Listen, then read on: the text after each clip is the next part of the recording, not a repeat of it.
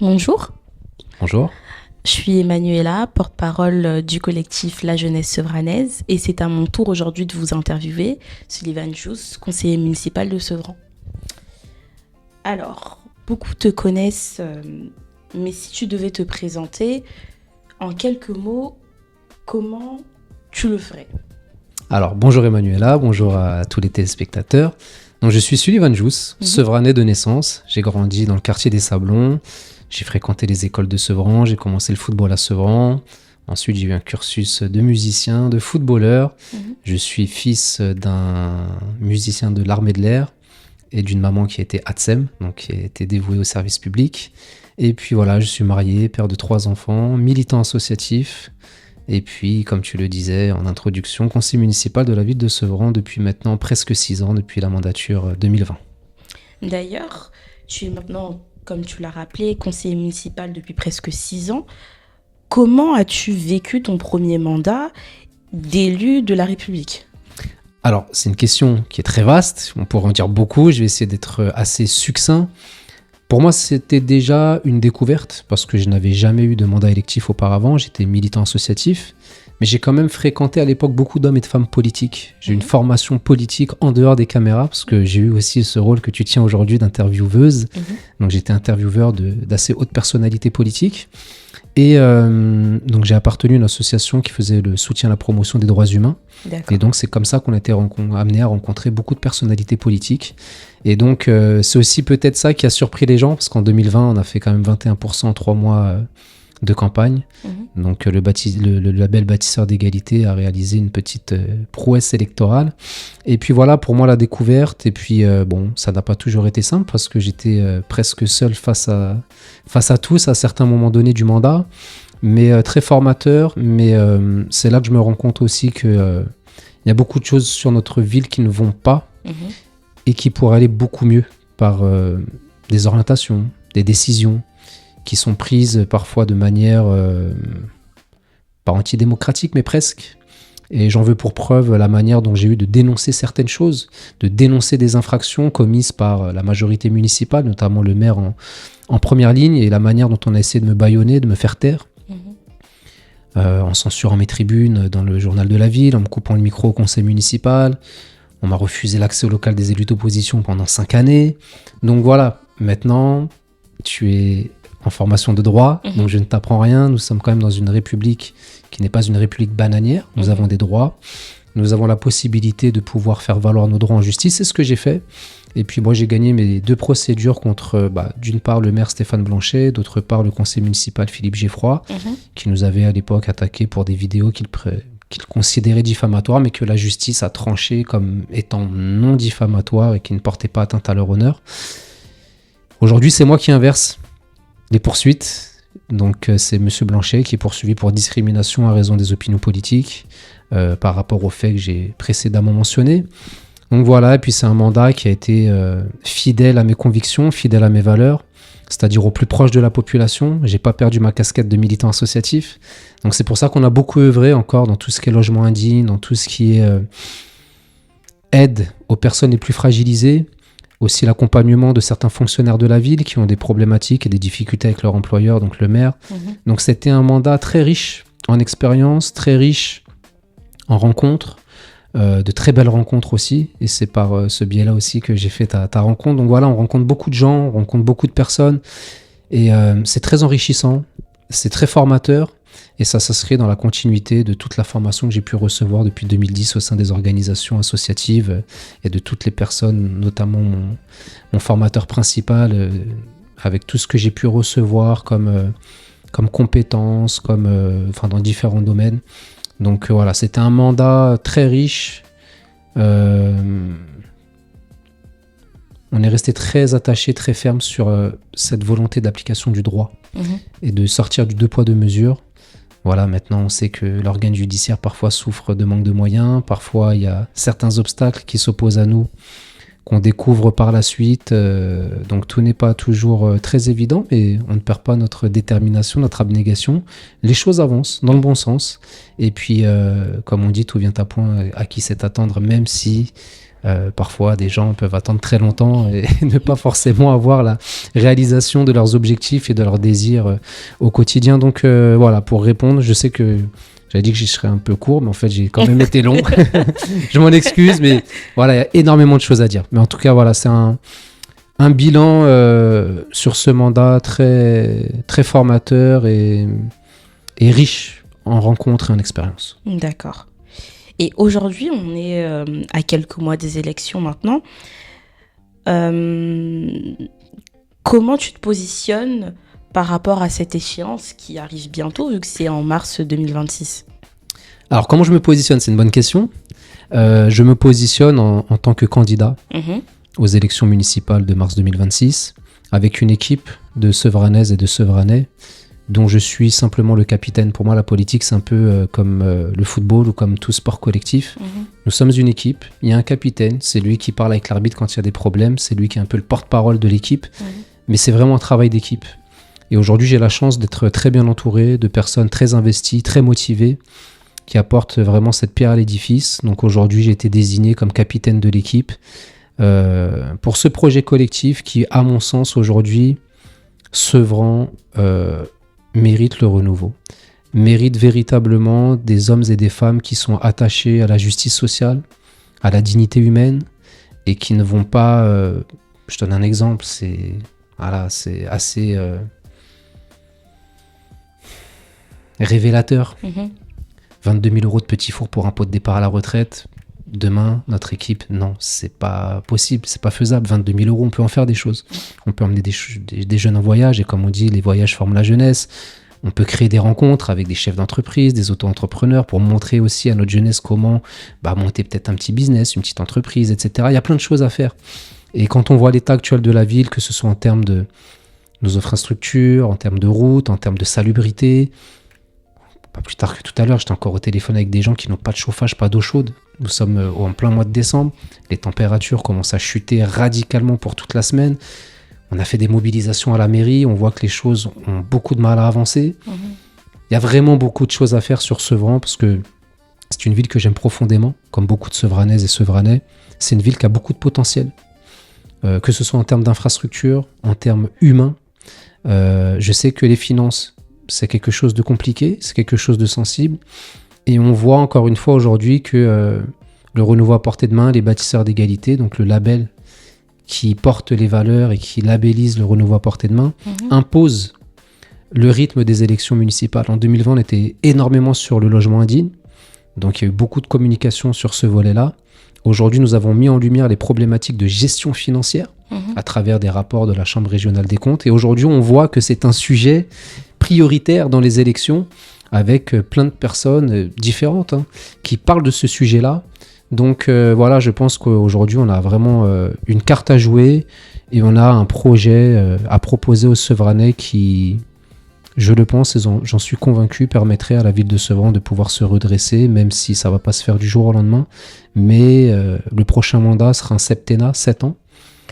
D'habitude, c'est 6, mais comme les élections présidentielles tomberont la même année, pour éviter qu'il y ait trop d'élections la même année, c'est reporté. Donc, il y a un véritable enjeu sur les élections de mars 2026. D'accord, merci beaucoup. Je tiens à préciser que cette élection est marquée par le retour de Stéphane Gatignon, l'ancien maire de Sevran pendant 17 ans. Comment tu as pris cette nouvelle ? Alors, de manière assez partagée. Je vais reprendre un petit peu l'historique, parce que tu me poses la question sur Stéphane Gatignon. À l'époque, lorsque j'étais militant associatif, il a toujours été au soutien de nos actions. D'accord. C'est quelqu'un qui a contribué à l'émergence et à l'essor des associations que nous avons avec Alain et la propre association que j'ai créée par la suite aussi, etc. Donc, humainement parlant, je n'ai jamais eu de difficulté avec le maire de Sevran, Stéphane Gatignon. Par contre, quand on est militant associatif, on n'a pas l'envers du décor politique.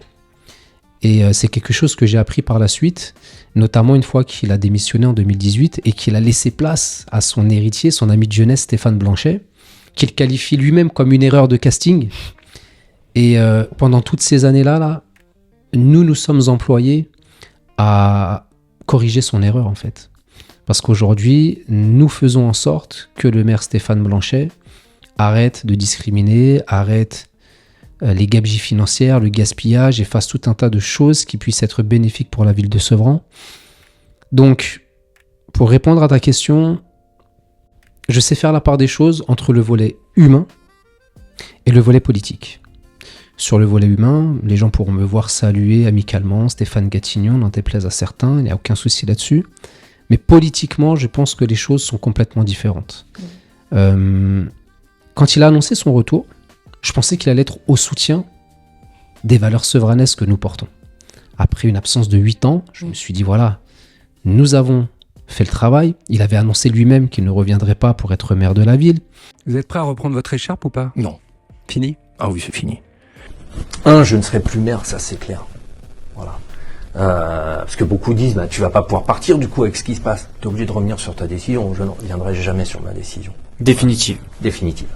Ça c'est clair, ça me permet de dire ça clairement, parce que là je reçois des coups de fil en me disant c'est super, tu vas être revenu en arrière. Non, je ne reviendrai pas en arrière, voilà, j'arrête. Que d'autres allaient prendre la relève, donc je pensais véritablement qu'il allait être un soutien au travail que nous avons effectué. Et c'est en ce sens aussi que je l'avais invité à une réunion publique au mois de juin 2025, parce qu'à l'époque je ne savais pas qu'il allait être candidat tête de liste. Et quand il a posé sa candidature, j'étais assez surpris. Et du coup, on a creusé un petit peu plus pour savoir quel était aussi son bilan en tant que maire de la ville. Et c'est là que, comme je le dis politiquement, c'est plus compliqué. Parce qu'on a découvert quand même des choses assez abominables, notamment qui ont été relayées dans la Chambre régionale des comptes. Et voilà, c'est un petit peu ce dilemme entre l'émotion et la politique. Mais aujourd'hui, j'estime être au service des Sevranais, non pas de mes affinités. Ce qui fait que j'aurais très bien pu me mettre derrière Stéphane Gatignon, comme beaucoup me l'ont suggéré, beaucoup me l'ont proposé, en me disant « mais tu pourras travailler de l'intérieur, etc. » Mais non, par respect envers mon électorat, envers ces Sevranais qui sont en quête de justice sociale, de sincérité, de probité, de vérité, je me dois aujourd'hui, avec l'ensemble des équipes, de proposer un projet aux Sevranais qui correspond à leurs attentes. Et donc voilà, parce que c'est vrai que j'ai été très surpris et très choqué quand j'ai reçu les rapports de la Chambre régionale des comptes. Je peux en lire juste un petit passage ou deux pour que les gens se rendent compte, mais bientôt on va... En fait, je pense qu'il n'y a pas meilleur respect pour des candidats ou pour la population de mettre en lumière la vérité. La vérité, c'est celle qui est matérialisée, qui est palpable, qui est vérifiable et vérifiée. Et là, quand je vais lire, ce ne sont pas mes propos, ce sont les propos de magistrats. Ce sont des rapports objectifs de la part de l'État qui est venu inspecter et noter l'exercice de la gestion financière des deniers publics entre 98 et 2018, sur presque une vingtaine d'années. Et pendant ces 20 ans, il y a quand même eu 17 ans de mandat de Stéphane Gatignon. Et donc, pour avoir juste un petit aperçu, c'est... la prime informatique, entre 2013 et 2016, la ville de Sevran a versé 273 000 € de prime informatique à 14 agents.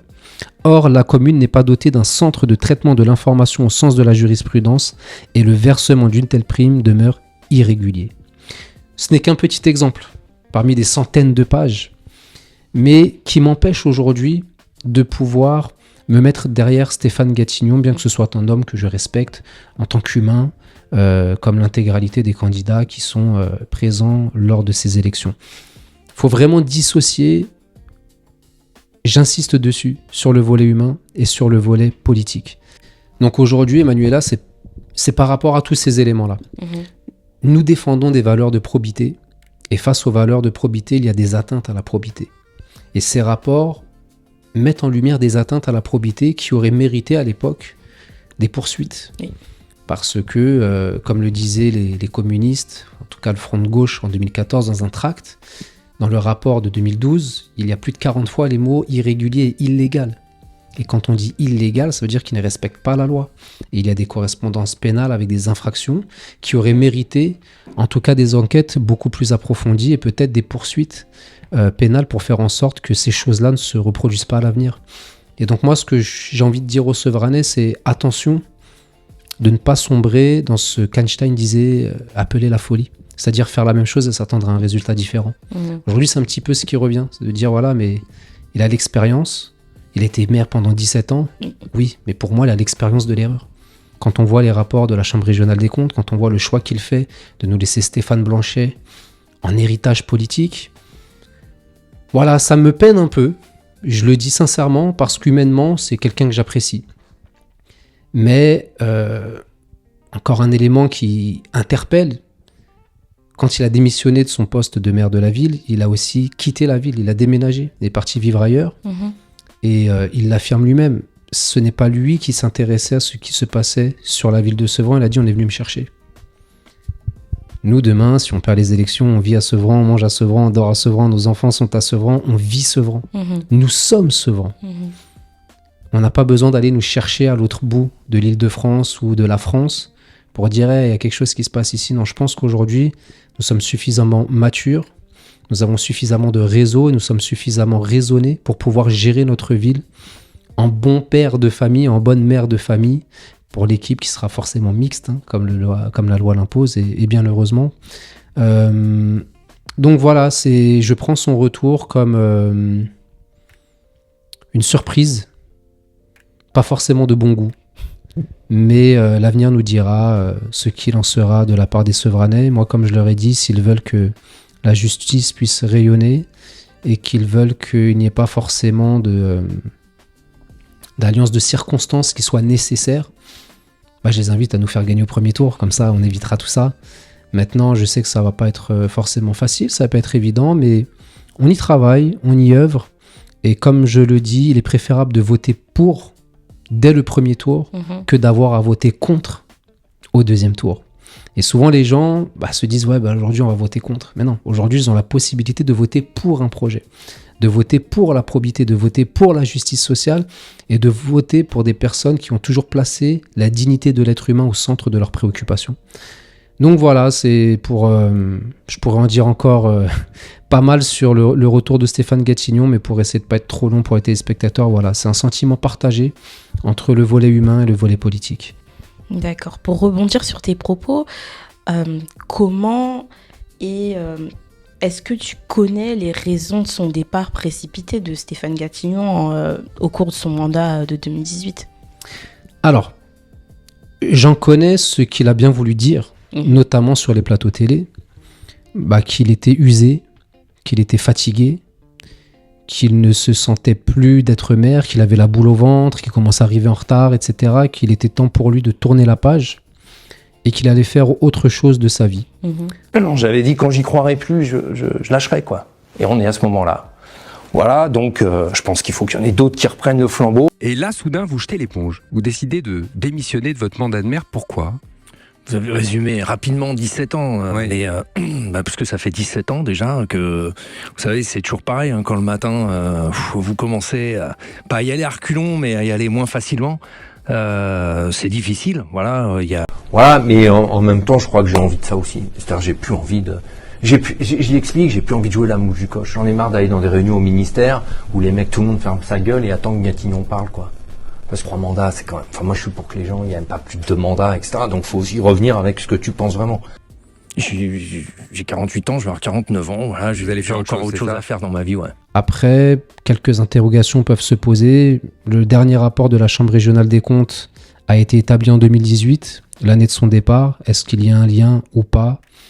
Je ne sais pas, je ne peux que le spéculer, mais c'est une forte coïncidence. Aujourd'hui, certains membres de son équipe disent que c'est parce qu'il était malade à l'époque. Je ne pourrais pas en dire davantage. Les discours qu'il a tenus sur les plateaux télé ne laissaient pas forcément apparaître quelqu'un de malade, mais plutôt quelqu'un de résigné. Quelqu'un qui a décidé de ne pas aller jusqu'au bout. De jeter l'éponge, pour reprendre ses propres termes. Il a jeté l'éponge. Donc voilà, je pense que Sevran a besoin de résilience, a besoin d'abnégation, a besoin de détermination. Je pense avoir fait face à des épreuves assez difficiles pendant ce mandat. Je tiens à rappeler quand même qu'ils m'ont envoyé une équipe à 6h du matin pour braquer ma femme, mes enfants, cagoulés, armés de fusils d'assaut. Mais ça ne m'a pas fait baisser les bras, bien au contraire. Ça n'a fait que renforcer ma conviction, ma détermination à aller au bout des choses. Et je me dis que s'ils ont fait ça, tout simplement, c'est que je dois être sur le bon chemin, ça doit les déranger. Et à un moment donné, je pense que le pouvoir souverain doit revenir aux citoyens, et notamment sur la ville de Sevran au Sevranais. Quand je t'ai parlé du retour de Stéphane Gatignon, tu m'as exprimé le fait que tu étais partagé entre le volet politique et le volet humain. Ma question, c'est comment tu vis en fait cela ? Je reste objectif et tourné vers mes concitoyens. C'est ça le plus important. C'est-à-dire que, voilà, comme je le disais tout à l'heure, je peux très bien le voir, aller boire un café, un thé avec lui, discuter de la vie de tous les jours. Politiquement, c'est autre chose. Et aujourd'hui, je ne perds pas de vue le cap que je me suis donné. Et le cap que je me suis donné avec l'ensemble des équipes aujourd'hui, c'est de pouvoir redresser la ville de Sevran. Je pense que c'est une nécessité absolue. Je pense aujourd'hui que nous avons les capacités, et nous l'avons démontré tout au long de ce mandat, de pouvoir être au service de l'intérêt général, de pouvoir apporter des solutions concrètes aux problématiques qui sont les nôtres. Comme je le disais, en étant dans la pauvreté de l'opposition, nous avons réussi à faire bouger des lignes. Alors ce n'est pas en étant aux responsabilités, aux manettes de la ville que nous n'allons pas y arriver. Donc voilà, je le prends plutôt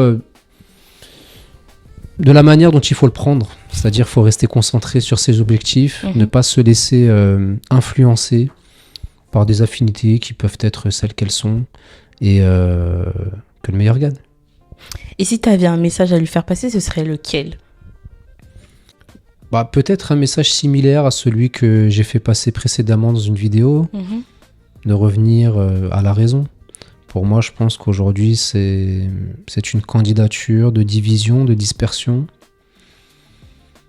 qui peut-être en arrière-coulisses nous cache autre chose, je ne sais pas. C'est assez étrange comme sentiment, ça pose beaucoup de questions, beaucoup d'interrogations. C'est la question aussi peut-être qu'il faudrait lui poser, c'est: considères-tu que tout le travail que nous avons effectué pendant ton absence ne mérite pas un minimum de reconnaissance, et ne mérite pas à un moment donné d'avoir sa chance aux responsabilités, parce que voilà, ça fait une vingtaine d'années quand même qu'on a les mêmes personnes qui nous dirigent, on voit ce que ça donne aujourd'hui. Comme j'ai dit, moi, en toute objectivité, les rapports de la Chambre régionale des comptes sont accablants, et puis on est loin des fake news, des fausses informations, des tracts anonymes qui circulent sur les réseaux sociaux. Nous, quand on dit des choses, on les assume pleinement, on va au bout des choses, c'est vérifiable, c'est matérialisé, on n'a jamais été condamné pour quelconque information erronée. Donc voilà, si le message que je lui ai déjà fait passer, ça aurait été de revenir à la raison au niveau politique. Maintenant, voilà, il a fait son choix. Les Sevranais décideront de leur destin, de leur avenir, en les appelant nécessairement à beaucoup de vigilance et à beaucoup de responsabilité. Et est-ce que tu accepterais de faire d'autres vidéos de ce type pour nous parler de ta relation avec les autres candidats ? Bien entendu. Là, tu m'as pris au jeu de le faire avec Stéphane Gatignon. J'ai aucun problème avec ça. Après, comme je disais, pour parler que du volet politique, bien entendu, parce que nous, on s'attelle à un principe, c'est de ne jamais parler de la vie privée des personnes qui sont sur l'échiquier politique. C'est quelque chose qui ne nous regarde absolument pas. Quand on parle sur la notion de responsabilité, la notion de manquement, la notion de négligence, sur des obligations qui incombent à certaines personnes qui ont décidé d'être dans la représentativité communale ou nationale. Donc voilà, si c'est pour parler de bilan, si c'est pour parler d'action, si c'est pour parler de vision politique, sans aucun souci, je me prêterai au jeu de te dire et de dire aux téléspectateurs ce que je pense et ce que je vois, ce que j'ai pu constater des autres candidats. Et puis pour aller peut-être un peu plus loin, on pourrait peut-être même organiser un débat avec l'ensemble des candidats à l'élection municipale de 2026. C'est un appel. Je pense que nous pourrons aussi envoyer une équipe de sondage auprès de la population pour savoir si la population souhaite avoir un débat public retransmis sur les réseaux entre les différents candidats, parce que ça permettra peut-être à certains indécis de se décider en fonction de ce qu'ils pourront constater et voir des différents échanges entre les candidats aux prochaines élections municipales. Alors, tu nous as parlé de vision politique. Est-ce que tu as un mot à nous dire un peu sur les bâtisseurs d'égalité et sur le renouveau à portée de main ? Alors, les bâtisseurs d'égalité, c'est un label Mhm. de probité politique. Ce n'est pas un parti politique. D'accord. C'est un organisme de labellisation, un peu comme on labellise label rouge, certaines certifications alimentaires, etc. Sauf que là, c'est une certification sur le respect d'une certaine probité politique et le respect de plusieurs valeurs qui sont mentionnées dans la Déclaration universelle des valeurs humaines, Mhm. où le fondateur des bâtisseurs a repris les 6 lettres de la ville de Sevran, et avec la solidarité humaine, l'égalité en droit, le vivre ensemble sur un même territoire, le respect de la différence, les alliances d'intelligence et la nouveauté d'action. Donc voilà, il y a toute une philosophie qui va derrière. On a offert cette déclaration à pas mal de monde au sein de la population. On va continuer à le faire aussi parce qu'aujourd'hui, notre vision politique se décline, on va dire, en 3D. Mhm. Il y a la déclaration de valeur, celle des bâtisseurs, la dénonciation de l'horreur, donc celle qu'on peut voir à travers les rapports de la Chambre régionale des comptes, et puis après il y a la discussion, celle qui fait naître les propositions par les alliances d'intelligence des différents membres qui composent la population. Donc voilà, donc ça c'est pour le volet bâtisseur d'égalité. Et le renouveau à portée de main, c'est une liste citoyenne qui a vu le jour en 2020, qui aujourd'hui on va dire un petit parti politique, mais qui est labellisé par les bâtisseurs d'égalité. Et donc j'en suis le président à l'heure actuelle. Et puis c'est composé d'hommes et de femmes qui sont portés vers la dignité humaine, qui sont portés vers cette volonté de justice sociale, cette volonté de mettre l'humain au centre de tout projet politique. Et du coup, pourquoi ce nom, le renouveau à portée de main? Alors, pourquoi le renouveau à portée de main? Bonne question. En 2020, quand j'ai pensé à ce nom, je me suis dit, mais en fait, ça fait des années qu'on a les mêmes personnes en politique sur ce rang. Mhm. On a besoin de renouveau, on a besoin de jeunesse, on a besoin de fraîcheur et d'expérience aussi. Et on a besoin de renouveau, tout simplement. Et donc, c'est pour ça que m'est venu ce nom, le renouveau. Mais le renouveau tout seul, bon, c'était un petit peu fade. Mhm. Et je me suis dit, à portée de main. Pourquoi à portée de main? Parce que les élections se font par l'insertion d'un bulletin que l'on tient dans la main. Et donc, ce renouveau ne tient qu'à un bulletin électoral que l'on prend dans la main et que l'on glisse dans l'urne. Donc, c'est pour ça que ce renouveau, il est à portée de main. Donc, le RPM. Donc voilà pourquoi le renouveau, puis il y a toute une symbolique derrière aussi, hein. Quand on parle d'un nouveau-né, c'est le renouveau qui vient, quand il sort du ventre de la maman, il est à portée de main. Il y a toute une symbolique sur la main qui cultive, la main qui laboure, la main qui se tend pour aider son prochain, la main qui permet à l'enfant de se relever. Enfin, il y a toute une symbolique derrière la main. On avait fait une vidéo pour expliquer aussi un petit peu la philosophie qu'il y a autour de ce nom, le renouveau à portée de main. Je peux inviter les téléspectateurs à aller la voir, c'est dans les débuts de la chaîne. Entre-temps, il y a eu quand même pas mal de vidéos. Donc voilà pourquoi le renouveau à portée de main. C'est aussi le renouveau que l'on doit porter demain. Mhm. C'est-à-dire que nos engagements, nos paroles, nos discours nous engagent aussi. Et donc, c'est quelque chose qu'on doit porter demain dès qu'on sera aux responsabilités. C'est-à-dire que c'est un renouveau que l'on doit porter ensemble dès demain, et je dirais même dès aujourd'hui et dès la minute à laquelle on se parle. Donc voilà, c'est toute une symbolique avec la main, avec demain, avec le renouveau. Et donc voilà pourquoi ce choix a été porté. Il a été débattu collectivement, collégialement, pour voir si ça avait quand même un intérêt, un impact. Il y avait plusieurs noms qui ont été proposés à l'époque et c'est celui-là qui avait été retenu par les équipes avec qui j'ai eu la chance de me lancer en politique.